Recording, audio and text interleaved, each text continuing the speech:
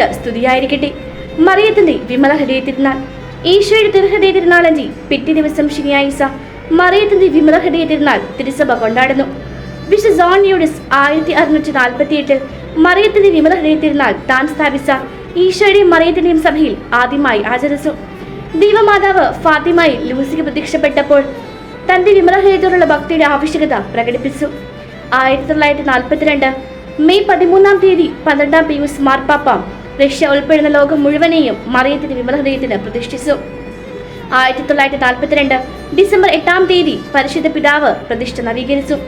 1945 മുതൽ മറിയത്തിന്റെ വിമല ഹൃദയ തിരുനാൾ തിരുസഭയിൽ സാർവത്രികമായി സ്ഥാപിതമായി.